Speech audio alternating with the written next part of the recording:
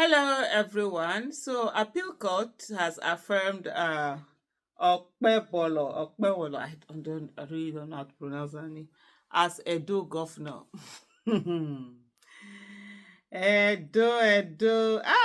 Edo carry last. Edo forehand. You know, that whole thing, you understand, that whole Edo election for me is just neither here nor there. Both APC, PDP were buying votes. The thing is that PDP ended up being outsmarted. And that's the thing about PDP. I remember one PDP supporter, was on Twitter during that time mocking Labour Party supporters. For him, he was saying that, oh, they are all here at the collation center, eating and drinking, whining with APC people, blah, blah, blah. He didn't know that they were there out rigging them. That's the thing.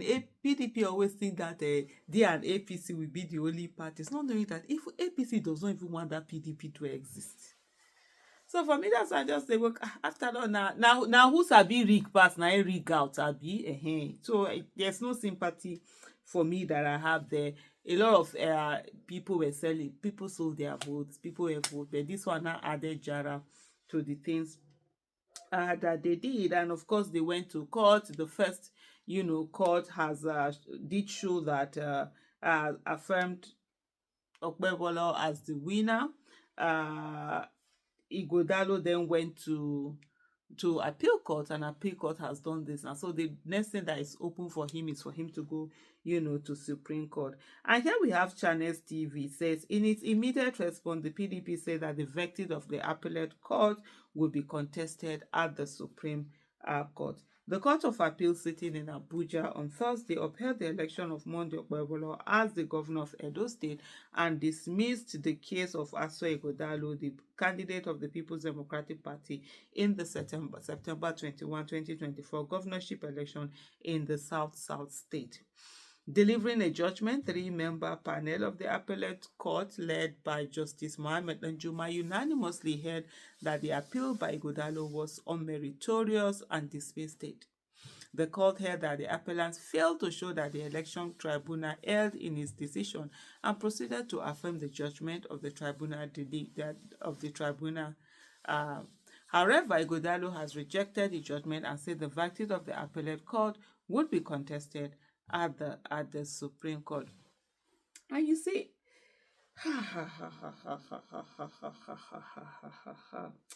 you see, sometimes, the kind of things that happen in our judiciary system, you just wonder and you're just shaking your head. There's so many things that are wrong. How is INEC that is giving so much money to conduct election? It's not truly conducting election the way it is, and it's not even brought to book to actually do that. And sometimes when they're saying this thing about, oh, you didn't prove this, you didn't prove that, why can't you say bring the whole ballot papers? Let's recount them. Let's first of all even have the ballot papers there.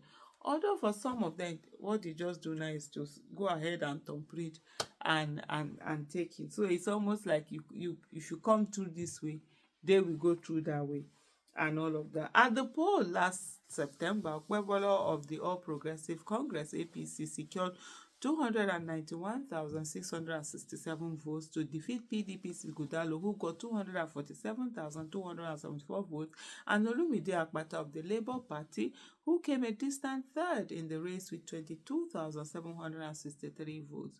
14 other candidates contested the seat but got less than the three frontline candidates. The APC candidate cleared over 10 of the 18 local government areas, leaving the PDP candidate with marginal victory in the other local councils. The APC gained control in two of the three battleground senatorial districts in the state. One of the things that also happened was that during this election there was protest. So the protests that they were doing. There was protests that some of them found out that other places they were paying them more money for their votes and they actually were doing protests. Nigerians can do protests. It just depends on what it is that they want to do protests for. Yeah, they were actually protesting. Hey, okay, now. Um. Anyway, let me come back to what Channels have written. He said So he was immediately declared returned elected by the electoral umpire INEC and sworn in as governor on November 12, 2024, when he took over the much coveted seat at the Dennis Osadebe House from PDP's Godwin Obaseki. Dissatisfied with the outcome of the poll, Ighodalo approached the election petition tribunal to disqualify Okpebholo, but a three-member panel headed by Justice Wilfred Bochi in April 2025 dismissed Ighodalo's petition. In his judgment, the panel ruled that Ighodalo, alongside other petitioners like the Accord Party, failed to call competent witnesses to prove the allegations of non-compliance with the Electoral Act. In the lead judgment read by Justice Wilfred Bochi, the tribunal said non-compliance must be proven convincingly. It noted that the failure of the petitioners to call polling unit officers, presiding officers, or even voters during the election proved fatal to their petition. Ighodalo further proceeded to the appeal court to seek redress, but the appellate court threw out his case, leaving him with the Supreme Court as the last court of resort. And unfortunately, most of you know what Nigerian courts have turned, judiciary have turned themselves to be. They are the playthings of politicians. They are no longer the last resort of the common man. And so, this is it. And honestly, if as citizens we really don't stand up to this whole election thing, we're going to continuously be shortchanged, because election is how you get people that will govern. And it is the people that are governing that will give you bad governance or good governance. You understand? Most times you're always praying to God. Every 4 years, God gives us opportunity to choose the right people that will lead our affairs. Without the right people leading you the affairs, without the people with the wisdom and everything, you won't get anywhere.